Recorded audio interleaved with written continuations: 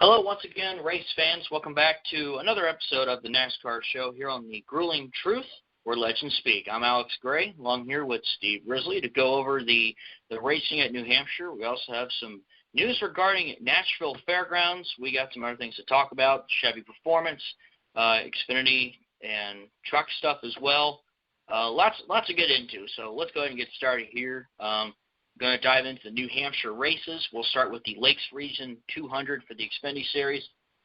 Once again, wait, Alex, can I just say this? I hate the fact that Matthew McConaughey coined this phrase. All right. I'm sorry. Stuart Racing won a race. Yeah, and I picked the winner. I called Harvick on this race. So I picked the winner. You had Harvick down. You were going to get it. I'm 1 for 155. Give me a break. I'm 1 for 155. Good. Yeah, my pick was second, and Hamlin almost got it. So it was a good finish between the two. Two well-respected veterans put on a really good show there. Harvick. So yeah, well, I'll get to the Xfinity race first, real quick. Christopher Bell winning that race. Once again, he's proven that he needs to be in a Cup car. Top five besides him: Cole Custer, Justin Allgaier, Tyler Reddick, and Paul Menard. He ran in this race. A little confrontation between him and young Harrison Burton after the race, by the way. Yeah. Saw that, yeah. And then I don't know that Paul Menard's anybody if you're trying to bitch slap anybody. I mean, really, what has he done? He won the Brickyard one time. Other than that, what really has he accomplished? So I don't know. But I've said this all along. There's nothing more fun than watching two 150-pound, 5'4" midgets, or I'm sorry, I shouldn't use that term, bitch slapping each other with their helmets on over, bumping into each other's fenders. So, but that's what makes the sport great. That's rubbing is racing. So there you go. Yeah, pretty much, and that's exactly what we saw at the end of the Cup race, in which we just mentioned Kevin Harvick finally getting that win, much needed for that Stewart-Haas team.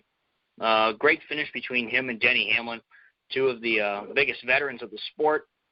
Third place, I thought Hamlin was classy because Hamlin could have wrecked him. No, yeah, exactly. I thought that was great classic racing, how Dale Earnhardt would have wanted it to be done. I mean, I'll bump you, I'll move you, but I'm not going to wreck you unless you wreck yourself. And that's I respect Denny Hamlin. I gained so much respect for Denny Hamlin for the way he handled that, because I think he had a better car, but I think Harvick was in the right position. He was out front, and he was blocking. And he blocked the right way, not like Keselowski wants you to block or doesn't want to be blocked. But I thought that he was, it worked. It worked perfectly. It was another great day for NASCAR, I thought. Go ahead. I'm sorry for interrupting. Oh, you're good. Yeah, I felt like 2 straight weekends in a row we've had some really good finishes. Once again, Eric Jones getting his second, third place finish in a row. I'm starting to think he's in a similar boat as Bowman, as in I think he's going to get a win here pretty soon. Ryan Blaney getting fourth. Matt DiBenedetto with another good run. He finished in fifth. So that 95 team's starting to get on the higher side of things, which is good. Rest of the top 10, Martin Truex Jr., Ryan Newman, Kyle Busch, Joey Logano, Brad Keselowski, and then after that, some notable finishes, as you're about to probably get into here. Not as hot of a day for the Chevy camp here. William Byron 12th, Alex Bowman 14th, Chris Buescher 15th, Ty Dillon 16th, and I think Chase Elliott was 29th, Jimmy Johnson 30th. So yeah, not too hot of a day. And we'll talk about their engine problems. It seems to me you have to, and we'll get to that. But talk about Matt DiBenedetto. I mean, this guy is a guy who's running a medium team, and he's performing incredibly well. Does he need to be in a better ride? Well, the story behind that was last year he was driving a 32 for Go Fast, and I was in Indy when I guess this got announced that he was going to leave, and he wanted a bigger opportunity. Levine Family Racing, I've already heard they were planning on switching to Toyota. And basically, well, they actually originally wanted to continue running with Casey Kane with the switch to Toyota, but of course Kane had to step out a little earlier than we all thought. Matt DiBenedetto, golden opportunity for him. This team's got more TRD backing. Some technical equipment from JGR. I don't think it's Furniture Row levels of technical equipment. Yeah, I mean, the 95 team started off really strong. Looked like a contender to win the Daytona 500 for Pete's sake, and Daytona's Daytona. He got caught up in a wreck. He's kind of had a little bit of an up and down, but now, really since Sonoma, he's kind of been picking it up now, that 95 team. I did kind of have an early prediction. I think the 95 could be a sleeper to make the playoffs, and perhaps the way they continue to run, that's not out of the question. I think the 95 could certainly continue to make good runs. It's all about momentum swings, and perhaps maybe 95 is finally gaining some momentum. This is DiBenedetto's big break, and I always thought, good driver, never had the equipment to really show it in. And you can say that to a lot of drivers, for a lot of drivers. So, exactly, big break for him. The problem is I don't know where else right now Matt can go. He doesn't really have the same kind of sponsorship backing as other drivers do. 95, of course, brought on Procore. They've been a supportive sponsor to them. I know the NASCAR Reddit community is like behind him 100%. He's a pretty big deal on there. So I mean, yeah, I think this could be a sleeper possibility. Perhaps the 95 could sneak out a win. I mean, it's possible. Just have to see what happens. But he's definitely continuing. If they win, it'll be because of Matt. It'll be because of the driver, not the car. I mean, he's constantly in the hunt. I mean, he's always up there. And the other one that I love in that same category is Bubba Wallace, who I think is driving crap equipment too.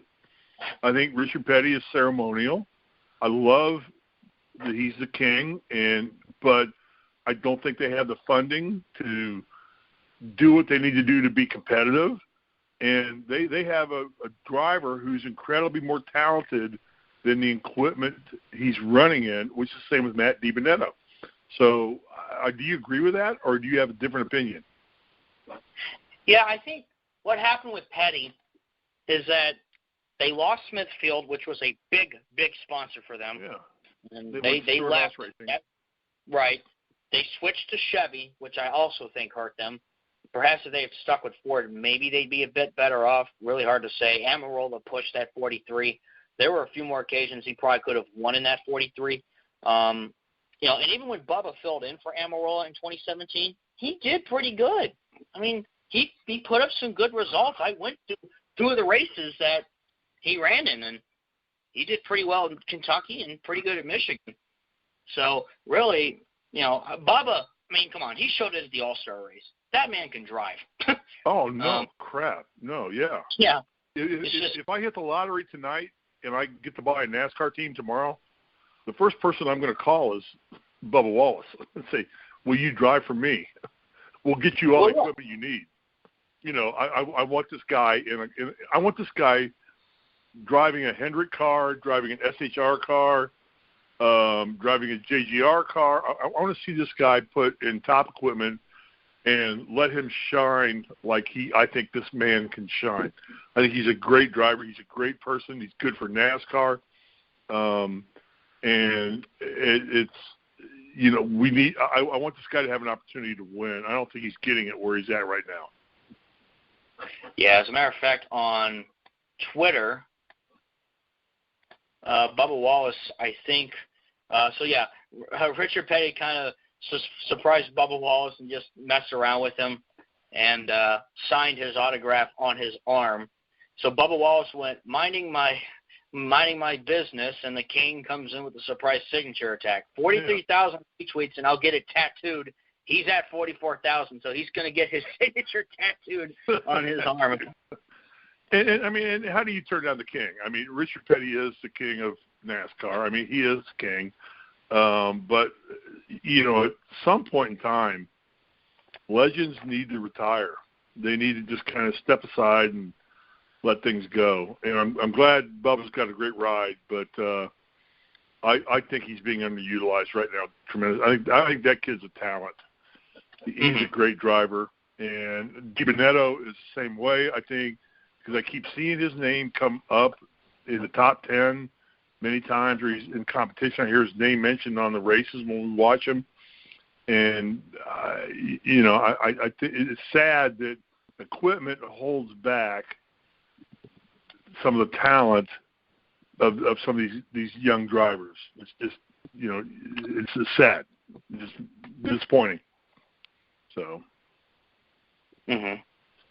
All right. So Hendrick blows everything up. Do they need to get a new person? Did they get a new person to make fan belts? Because they're both Johnson and Elliott blew up. Their fan belts blew up, didn't they? They were ripped off. Something like that, because I know the 9. Something like that, yeah. Yeah, the 9 had to, obviously the hood went open. Same deal on the 48, I believe. Sometimes when, your teammates are having similar engine issues, if you're the other two, you're sitting there going, oh, crap.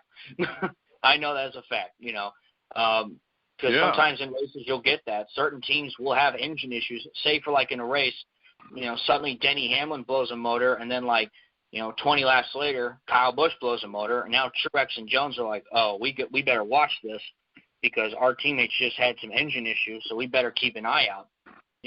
Sometimes, obviously, I'm not really a technical expert at this, but that's just things I've noticed as being a fan for so long is teams having, issues. And as you can tell, that's what happened. While Byron and Bowman got top 15 finishes, Elliott and Johnson had some bad issues under the hood. Okay, so my question is, how much involvement do you think that Mr. Hendrick has in his team anymore? Because it seems like their engine program, I mean, they run well on the super speedways. They can run well at Talladega and Daytona. But really, other than that, where have they been competitive? And is this something that Mr. Hendrick needs to step aside and get somebody else in there, like Tim Cedric from Penske or somebody else like that to run the program? Because you understand what I'm getting at? Yeah, I see where you're coming from. Hendrick's been struggling really since the beginning of 2018, and part of me still thinks the Camaro is just not built for the changing packages right now. Now, of course, Rick Hendrick has come out and said that when his time comes, he's basically he's going to hand the team off to Jeff Gordon, ironically enough. So obviously Jeff Gordon's kind of been half and half on that. Jeff Gordon's an owner. He's part owner of Hendrick Motorsports, isn't he? Yeah, he partially owns the 48. Yeah, I think he owns a little more than that, but I know he's a part owner in the company of Hendrick Motorsports. So, yeah. And I don't know, is that a good thing or not? I don't think it's a bad thing. I think Jeff Gordon could run the team as good as Mr. Hendrick has. Rick Hendrick's had so much success, and a lot of it, what started it was really, after Tim Richmond, Jeff Gordon kind of came along and, he blew up onto the scene and, led Hendrick Motorsports as one of the most elite teams in NASCAR. And I think Hendrick is still well invested into the sport. I'm sure he's sitting there going, how do I get my cars back into victory lane? Right. Like I did, 5, 6, 7 years ago when Johnson won all the championships and, Gordon was still competitive late in his career, even Junior, when he started to rebound around 2011, 2012, and, of course, Casey Kane. And I also think part of that has to do with I just named those 4 guys who have been pretty much been Hendrick Motorsports for a good 8+ years. And you lost a lot of those veterans. And I think that's what also plays into them struggling. Losing Jeff Gordon, that sucked. You lost Dale Jr. Ouch. Casey Kane, obviously. And now, Johnson's probably going to retire here pretty soon too. So right now, I think it's also plays in the factor that they have a lot of young guys, and they're all promising. Bowman's really starting to show. Elliott, I hope he can step it up soon. He's already got a win. He broke out late last season. He could certainly do it again this year. Byron, he's getting better too. And I still think he could pull out a win some way, somehow this season. He's starting to look like it. As a matter of fact, if he hadn't got that restart violation at Kentucky, he might have. He looks fast. And and I think part of that has to do with, Chackenhouse being his crew chief now. But, yeah, lots of young promising stars. Right now, I think it's because right now these young guys have got to, they got to kind of figure it out. And, replacing those kind of veterans who have been around the team for so long and have kind of been leaders, it kind of hurts when you lose guys like that. Okay, so in retrospect, to pull Chad Knaus and Jimmy Johnson apart, was that a good move or not, in your opinion? I don't think so. That's my opinion. I think, you let guys win as long as they can win and leave them alone. Did they make a mistake there? That's a really good question. Honestly, yeah. I think more so, they looked at how Johnson, suddenly 2018, easily his worst year ever in his entire Cup career. First season in his entire career without a win.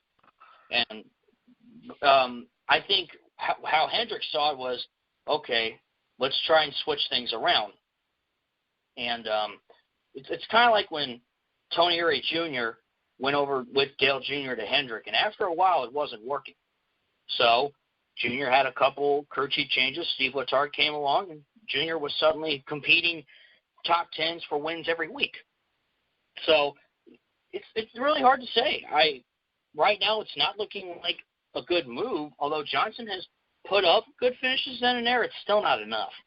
Right now, I believe he's outside the championship. He's 17th in points. 17th point, yeah. Rookie crew chief.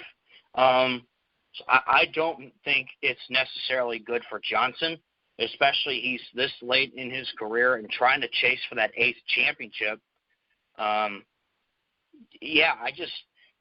don't think this has worked out, but who knows? Maybe Johnson can pull something out and pull out a win, but right now it's not looking good for that 48 team. And, I'll just say this. I've been married to my wife for 35 years, and I could not put my underwear on every day without her. And some days, it's a metaphor, everybody, so don't get there and get on that. But it's like when you get used to somebody and you know everybody's tendencies and you know how to fix things, my wife and I, we fight all the time, but we go to bed together every night, and we sleep in the same bed, and it's just I don't know that was a good move for Hendrick to pull Chad and Jimmy apart, and give the guy his 8th championship. Because I still think he's a good enough driver. I don't understand why all of a sudden he's fallen off so far off the face of the earth to where now he's struggling to make the playoffs when he's still driving incredible equipment. He's still an incredible driver, and he knows what to do. But when's the last time he won? 17 or 18? It was 2017, yes. 17, yeah. So we're 2 years away from him winning a race, and that's not Jimmy Johnson. And this guy's got, 80-something wins under his belt? 83 career wins, yeah. 83 career wins, yeah. He's behind Gordon and the Silver Fox. Pearson and Petty. And, then you have Jimmy Johnson, and it's like he's not really – he's going to struggle to make the chase this year. I think he'll do it. I think he'll get it done. Mm-hmm. What do you think? Yeah, I still think there's a chance Johnson could, sneak his way in. You look at, and I know obviously we can't really look back at the past, especially if you're a NASCAR driver, but you look back at the Coke 0400. If they were able to somehow get that race going again, there was a good chance Johnson probably could have won that race. I think he would have won that race. Yes, I believe I agree with you. I believe he would have won that race. Yeah, and it's not over. Obviously, there's still quite a little bit of racing left to go. But obviously, if you're Johnson, Suarez, Menard, Stenhouse, Busch, or Austin Dillon, this is 17th back to 22nd. It's time to move. Time to get something going. And that's why you see guys like Ricky Stenhouse at Daytona making those aggressive moves. And, by the way, look at Chris Buescher sneaking his way, almost peeking into the top 20. This is probably his best season yet on record, despite the fact that, obviously, 3 years ago he got that big upset win at Pocono. That 37 team, man, they're a bit of a sleeper too. But, yeah, right now, and even if you're, Amarola, let's see, the best driver in points without a win is Amarola.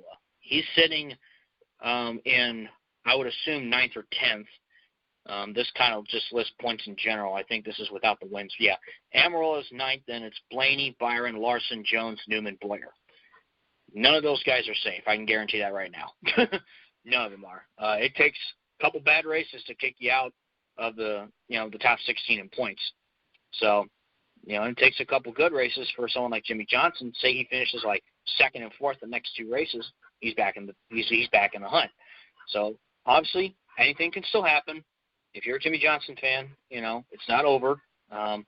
Obviously though, he does need to pick it up. So we'll see what happens. Okay. So here's a question. Right now, for guys like the guys you just mentioned, and I'm looking at the standings right now, are you going for wins? Are you going for stage points, and what are you doing right now? Because we got, 7 races left, 8 races maybe? I don't know. I think we're 7 or 8 into. We have. I think we're 1, 7 in. 4, 5, 6. We're about 6 races away. 6 races. So are you just like, is Johnson and all these guys trying to win a race right now to get themselves in? Because there's 7 or 8 locked-in spots because Kurt Busch won. So we've got half the field locked into the championship contenders, and you get 8 spots open. And are you trying to just win now, or just control your points? What are you doing, Alex? If you're a guy, if you have won a race, I remember asking Eric Jones this last year at Kentucky after he won. The guys that won a race, they're in. I mean, they're in. And yeah, they're just going to gain as many points as they can for the bonus points that they get in the playoffs. If you haven't won, yes, winning is big. Winning is very important. Sure, winning some stages, getting those stage points, very important. But in my opinion, you're a lot better off if you can grab a win before the playoffs and lock yourself in. And then once someone like Amarola or Byron or Blaney or Larson wins, and suddenly Newman or Boyer could be out of the hunt. So that's another thing to think about too. If a new driver wins, that bumps another guy out. So win. Figure out how to get your car up to speed. Get yourself, compete up there with the guys of Gibbs and Penske, because it's been the Gibbs-Penske show all year. Of course, now finally Stewart-Haas gets a win, so maybe that might change here. We could see another Stewart-Haas winner here soon. You never know. So that's not a show. That's an Emmy Award program. It's a one. Let's see what they do next week. I mean, they have failed miserably all year, and they got one win. For a guy who knows that track as well as anybody in the world. And, I'm not going to put my faith in Stewart-Haas right now that they're running a good ship either. I think that Haas is focused on Formula One. And Tony, I don't know. I got to believe he's involved. But they have underperformed, probably worse than Hendrick this year. well, they have underperformed worse than Hendrick because Hendrick has more wins than they do. But I think that Stewart Haas has better drivers, top to bottom. So it's interesting. It's interesting to see. So let's see if they build some momentum off this. Good for them. But you got Harvick in the mix. He's number 3 in points, number 6 in the playoff points. This is a guy I think is going to win the whole thing. Truly, I think Kevin Harvick's going to win the whole thing. Yeah, I think he can have just as dominant as a season as he did last year. Yeah. Mm-hmm. Yeah, I think they'll get it right. Yeah. Okay, let's talk a little bit. Anything else about the race? Anything else we need to cover about the race? I mean, it's a great race, mile track, banging and bumping, guys going at it. I love it. It was a good race. Anything else? It was a good race. It was fun. Yeah, it really was. I think that's about everything we've covered for New Hampshire. Okay. Let's get into a little bit about, we're getting closer now to silly season. Who's in, who's out? What do you think? I said before, I think we've been in silly season since the season began. I think if Boyer misses the playoffs, he just seems like the only guy. Some people said Suarez, but he's only been there a year, and he's still in the hunt for the playoffs too, and so is Boyer. Those two are in contract years.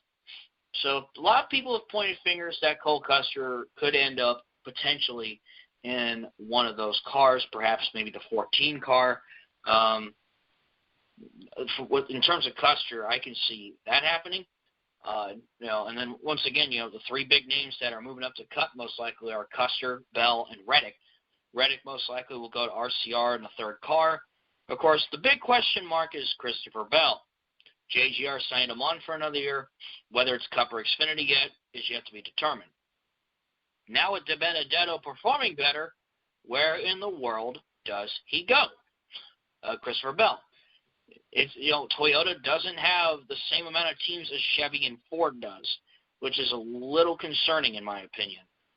Does Levine family can get enough funding to field a second Cup car? Because they've fielded a second car in the past for part-time races, but they haven't ran 2 full-time cars yet.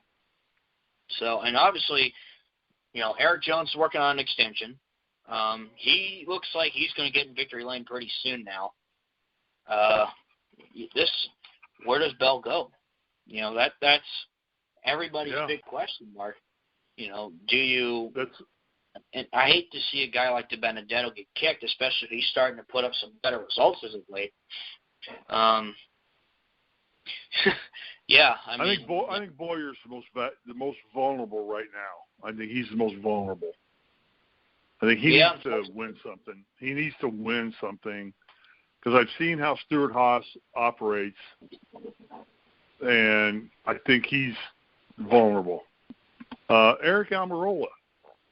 What about him? I mean, what has he done? Well, I think he's been more on the consistent side of things. He just really hasn't gotten into victory lane as much more as I thought he would. I mean, he has been in contention. He's still putting up good finishes. He's currently the best. He's currently best in points without a win. He's got Smithfield backing him. I don't see him really going anywhere right now. I think that's where Almirola is potentially. Maybe for the rest of his career. He's already, hate to be mean, he's already been putting way better numbers up than Danica has her entire time in that 10 car. Sure. So, no doubt. Yeah, Almirola's not going anywhere. I mean, Danica Patrick was a cash cow for Stewart Haas Racing. I mean, she was a marketing machine. Yeah, it was a marketing machine. Exactly right. Cash cow. The exact same thing. And we'll get to that because I want to talk about the 2 female drivers up and coming here in a minute. What do you do with Ryan Blaney? I think this guy is a guy that can drive a race car. I mean, he can flat out drive a race car. He's in a Penske car. I get that. But he's in a kind of a sidearm Penske car. And does somebody go after Ryan Blaney and say, I want to make this guy a star? Because I think the guy can drive. Yeah, reminder, he is in the 12 for Penske, as he used to be right. in the 21 for the Woodburrs. I think Penske's pretty content with Blaney. And I'm still waiting for him to kind of break out. He won the Roval race last year, but I'm still waiting to see if he can edge out and get some wins. You know what I'm saying? These younger guys like Blaney, they've got to win. They got to win. These veterans, they're still dominating. When are these young guys really going to – because, when the then young guns of the late 90s and early to mid-2000s, a lot of those guys came in. They started winning. Junior won a couple races his rookie year. Obviously, Kenseth won a race his rookie year. And obviously Johnson and Harvick and Newman and later Hamlin. Hamlin was in contention as a championship as a rookie in 06. We haven't seen that kind of dominance in the younger drivers yet. So I'm kind of waiting to see when guys like Blaney and Larson break out. But I think Blaney's pretty much. I think he's content in the 12 car. He's got backing from Menards and other sponsors like Body Armor. I think he's good there. Of course, there has now Paul Menard. Some news kind of came out. Some people in the Ford camp have said that he may have 2 or 3 years left.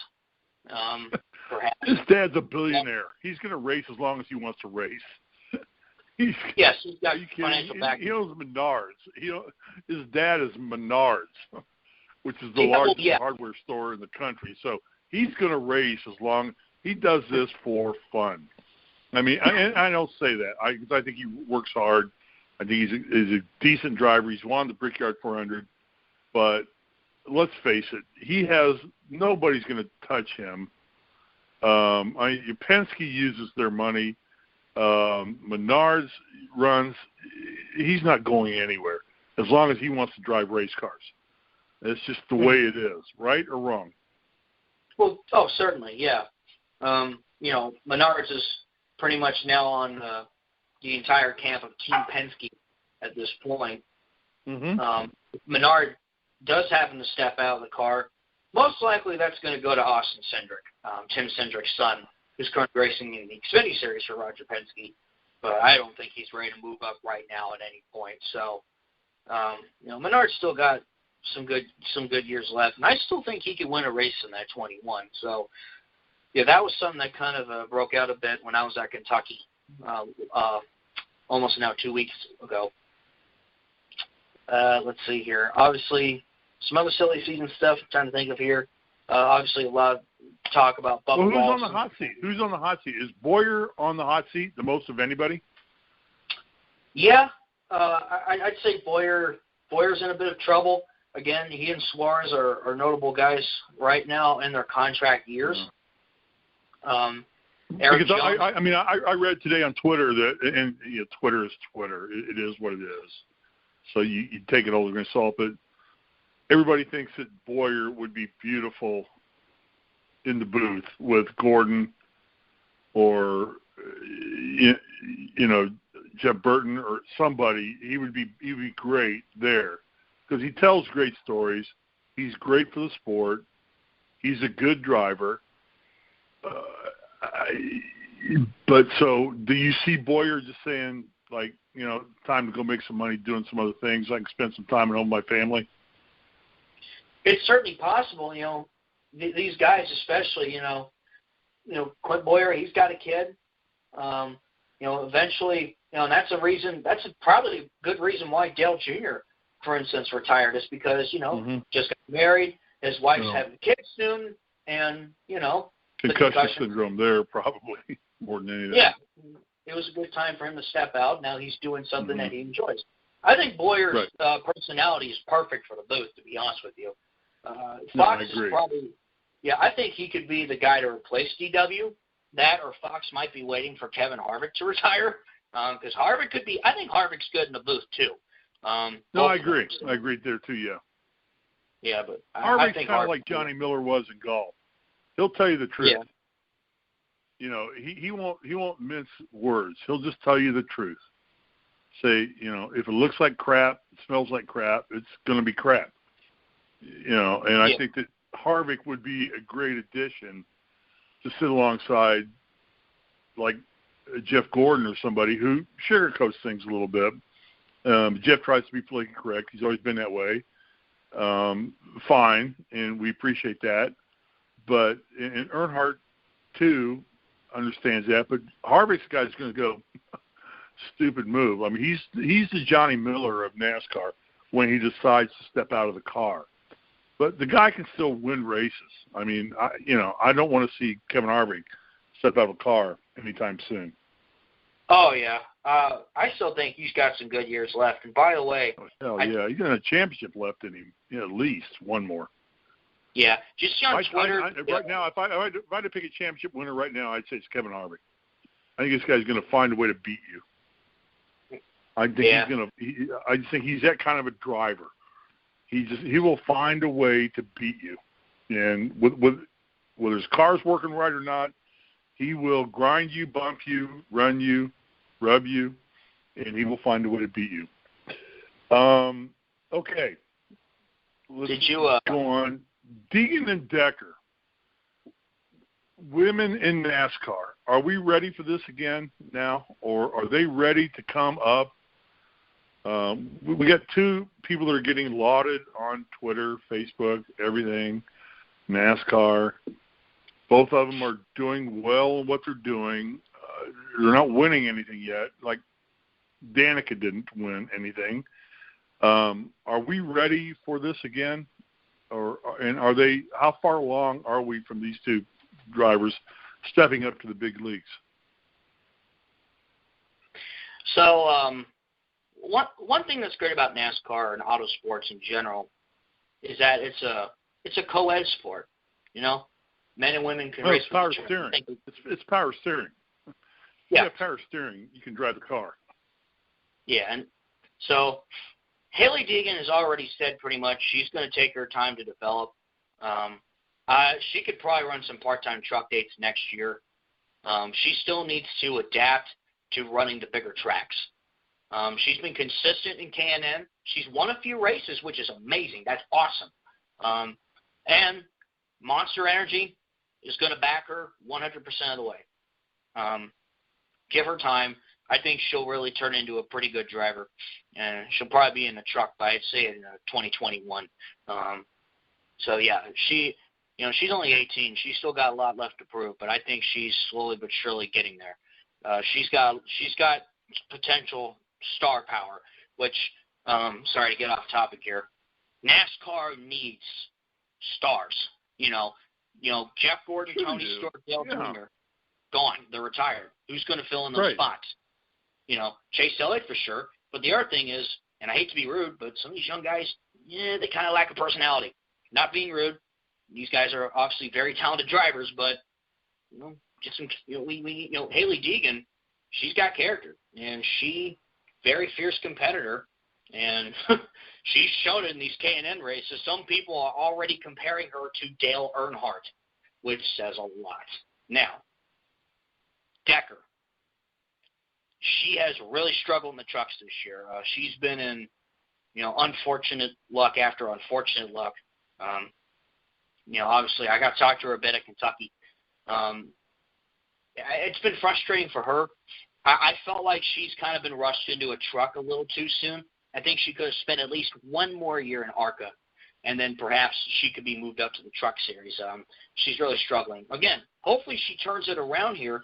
She has produced a couple good finishes, but, man, she's been in unfortunate rack after another. And, you hope Decker can turn it around. I just think Who's she driving for? Who's she driving for? She's driving for DGR Crosley. She's ran some ARCA races, but more mainly in the trucks. DGR Crosley, a very good team. Toyota backing. They just won their first race. Yeah, they won at Kentucky with Tyler Ankrum behind the wheel. He did really good in that race.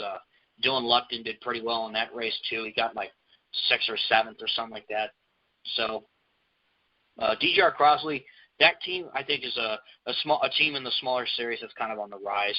Yeah, again, I also believe Toyota just puts a lot more money into NASCAR than Chevy and Ford do. Sorry guys, that's what it looks like. Toyota really, really, really puts in a lot of support. And they got a lot of drivers. Toyota has the fewest cars in the series, don't they? Yeah, that's the problem. You got tons of great talent, developmental drivers. You don't have enough teams in the Cup Series. Teams to buy them, yeah. Yeah, you got Gibbs, LFR. That's it. Maybe if Gaunt Brothers becomes a full-time team, but, Michael Waltrip Racing went away.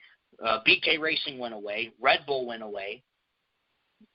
So what do you do?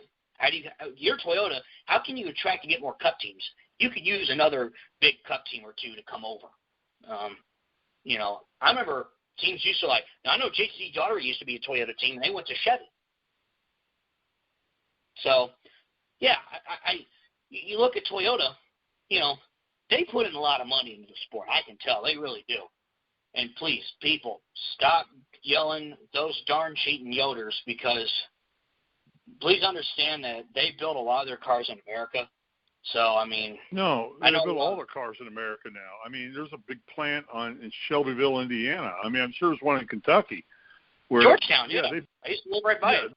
Yeah, and there's one down in Shelbyville. I used to drive by it on I-74 every day when I lived in Indiana, and they had a huge Toyota plant. They built all their cars. It's not a foreign company. It's an American company. It's just, it is what it is. So, yeah, get off that wagon immensely. Okay, and that brings up another great question. How many more manufacturers do we need in the sport? Does Dodge need to get back in this game? My son drives a Challenger or Charger. I'm one of the two. I don't know. I'm paying for it, so I don't know. It's Challenger, and it's a rocket ship. This thing's got a Hemi engine in it. It scares me to death when I step on the gas pedal. Does Dodge need to get back in the sport? And do we need to have more people, more manufacturers in the sport? I'm going to say yes. Speaking of Dodge, I think a lot of people want to see Dodge back. And another thing is there have been recent reports about Hyundai having levels of talks with NASCAR. Apparently, during the Indy 500, NASCAR executives met with Honda.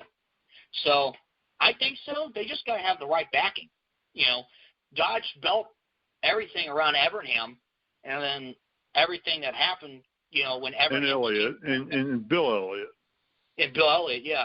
Now, here's I don't know if you know about this, but this is an interesting story here. Andretti Autosport, late 2012, they were talking to Dodge about forming a Cup team, and they were going to sign Kurt Busch for 2013. Obviously, Dodge had already announced their Gen 6 car before Dodge pulled the plug on everything. This was from a recent article. Michael Andretti, quote, we were going to contract with Dodge, and then the Chrysler CEO pulled the plug, and that was it. It was really disappointing. It was going to be a, quote, hell of a deal. Kurt Busch was going to be the driver. We had really good people that were going to run the team. I think we would have turned some heads coming out and being competitive right away. So, imagine what could have been, and certainly maybe down the road it's still possible for Andretti Autosport to come into NASCAR. Andretti's a big name in NASCAR as well. Go back to Mario winning the 1967 Daytona 500. So, yeah, you talk about the manufacturers saying and then, of course, Mike Wallace made that odd Facebook post a couple months ago about how apparently Petty and Andretti were going to form a team and bring Dodge into NASCAR, which that was debunked immediately. So I remember I talked about it, and that was something to take easily with a grain of salt, even though, that would be pretty sweet. I knew it wasn't going to be the case. So yeah, I think there's a lot of manufacturers that right now, especially with the Gen 7 car coming, and there's certain things these manufacturers want in the Gen 7 car that NASCAR has to do to bring them in.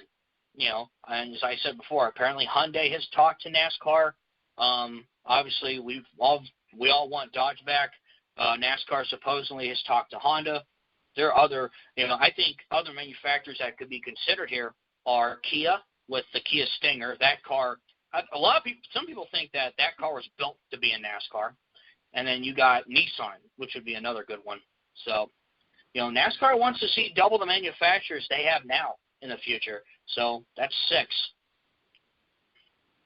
There you go. I think that would be good for the sport. Across the board, I'm surprised NASCAR doesn't move more forward toward that in a quicker fashion. It could certainly bring new fans in. Yeah,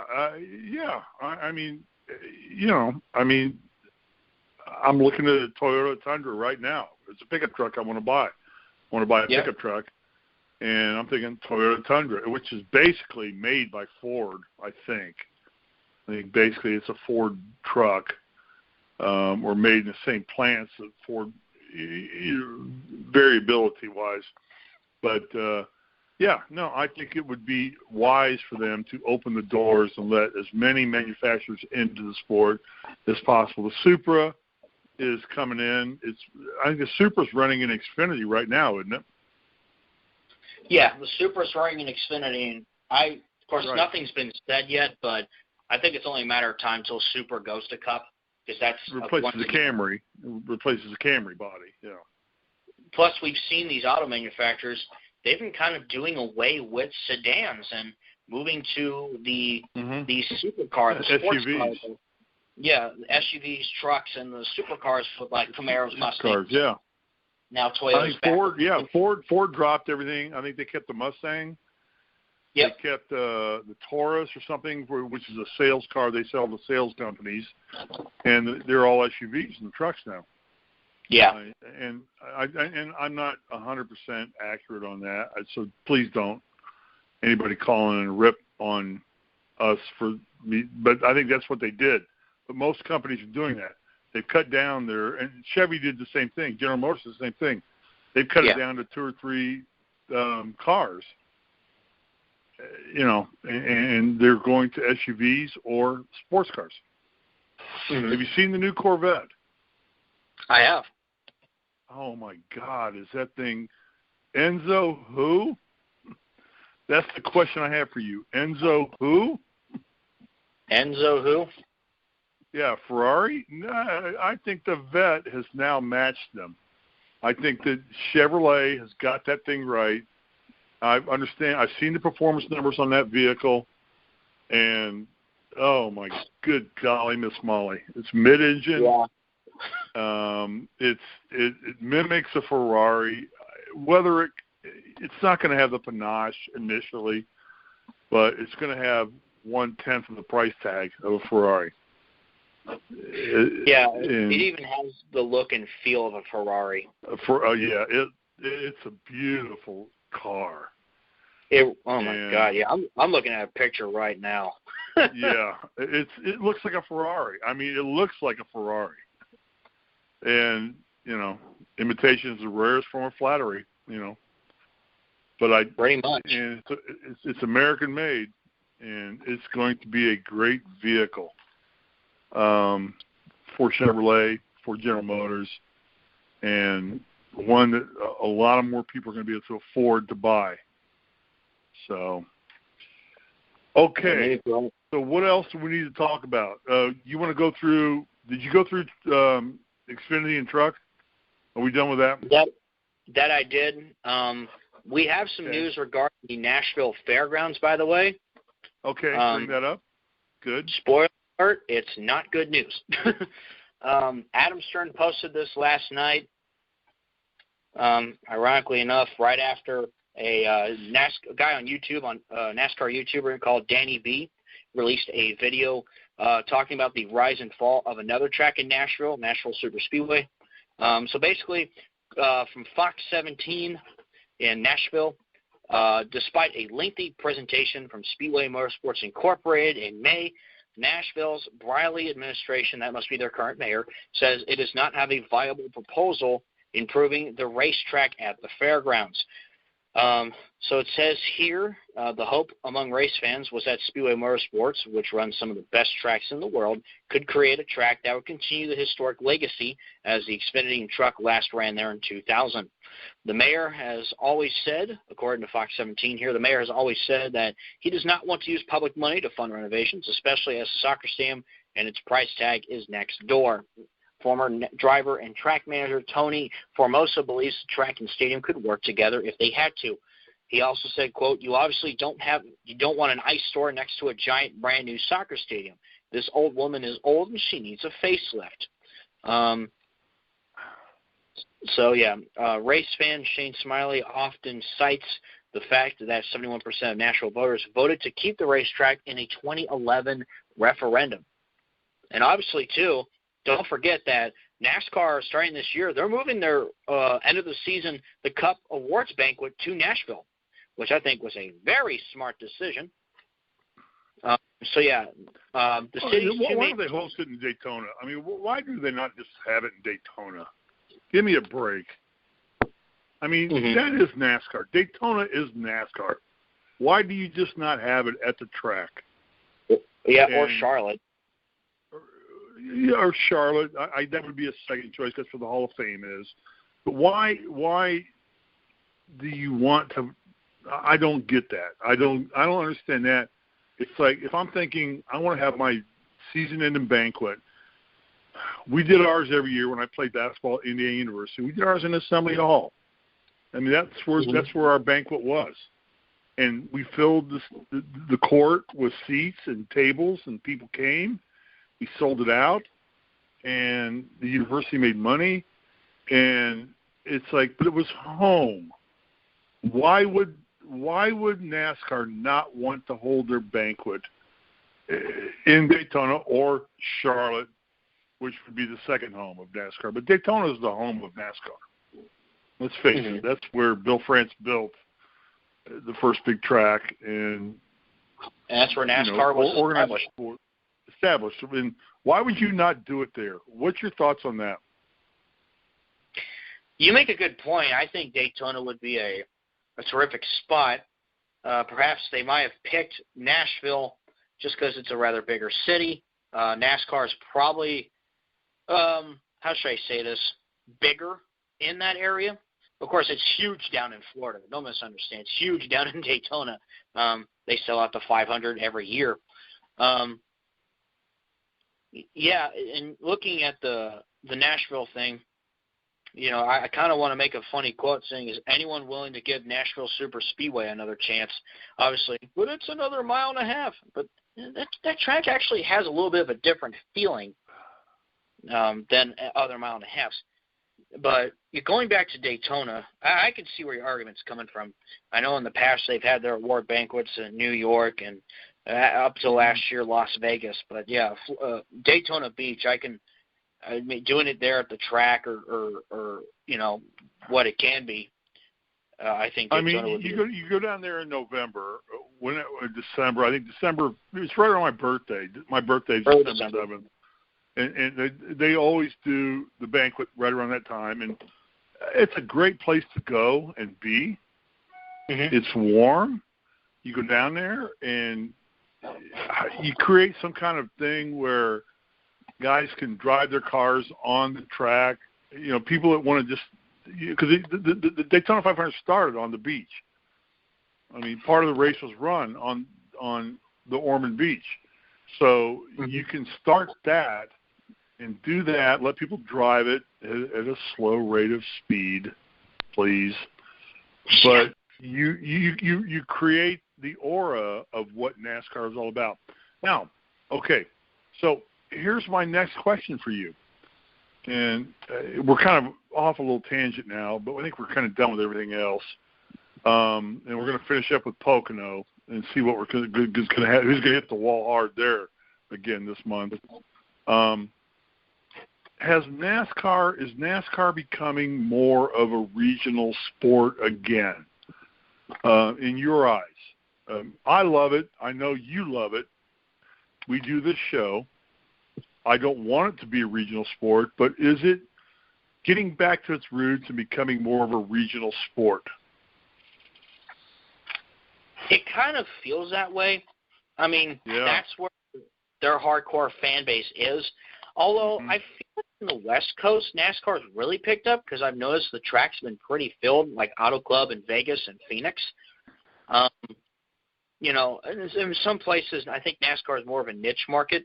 You look back to the mid to late 90s, they started building tracks out in the Chicago area, Kansas City, and even Cincinnati with Kentucky Speedway. You know, they started to really touch into the bigger markets because NASCAR wanted to make that national push. And while it worked, NASCAR hit that decline. And, of course, there are a lot of reasons, we can get to that another time, to why NASCAR had suffered such a decline. Perhaps NASCAR could be going back to those roots, but I still love to see NASCAR be one of the big national pastimes that it's supposed to be. I do agree that NASCAR it's a niche sport. I mean, you gotta love it, and you gotta want to be involved in auto racing. I think it's the best form of auto racing because I think it's most competitive. I watch F1 every time a race comes on. I get up at 4 in the morning, 3 in the morning, 1 in the morning in LA because we're always 3 hours behind the world, and we watch it. I watch IndyCar, which is boring as hell. But NASCAR puts on a good show every week. They have competitive races and get things done. But I just think it's just oversaturated. Would that be a good word to use? I think perhaps in that push to the casual race fan, I think the NFL is very much oversaturated at this point, more than NASCAR. They only do 16 games. I mean, they do 16 games and you have a playoff. So you're talking about a 36-race season and then playoffs, and you're talking about a whole different world. I mean, when there's only 60, it's only every Sunday. And it's a different world for NFL. So they're going to get the market. And they keep their stadiums to 60,000 seats, 65,000. They're building a new stadium out here in Los Angeles, so it's going to be 65,000 seats. And so there's going to be limited access, and they do it right. But NASCAR, still has these stadiums that are hugely built. I mean, Daytona, Indy can hold 400,000 in a heartbeat. And you're not going to fill it. And it just, on TV, it just doesn't look like anybody's there. Yeah. So, all right. It is what it is. Talk about Pocono. Let's move on. All right. What do you got for Pocono? Who do you got?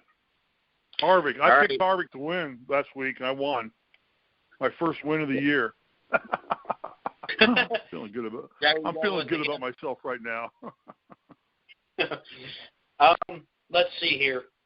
In terms of picks to win, I'm going to go with. Let's see. I'm going to go with Kyle Busch, but for a dark horse, Eric Jones. Okay. And what about you? I'm going to go with William Byron. Okay, good pick, actually. I think it's a young man who can drive a race car. He's got good equipment. Hendrick still performs well on super speedways. I think that he can get the job done, and I think that if he stays out of trouble, I'm going to go with William Byron, and my dark horse is always going to be Chase Elliott because I'm the 9-car fan, Of course. So I don't care, But I think William Byron pulls one out this week in a strange way.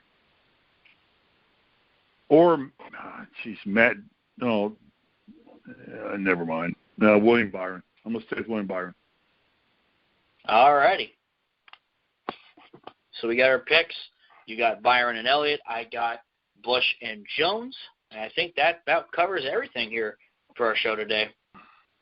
Wrap us up. All righty. All right, guys. Thank you so much for listening to the NASCAR show here on The Grueling Truth, where legends speak. Thank you guys so much for listening. stay tuned. See you again next week. We'll talk about the Pocono race and what's coming up after that. Oh, and by the way, you ought to check out Kevin Harvick's car that he's running, I think, this weekend, the Gen X. I saw that. That is beautiful. That beautiful is going car. to be. Yes.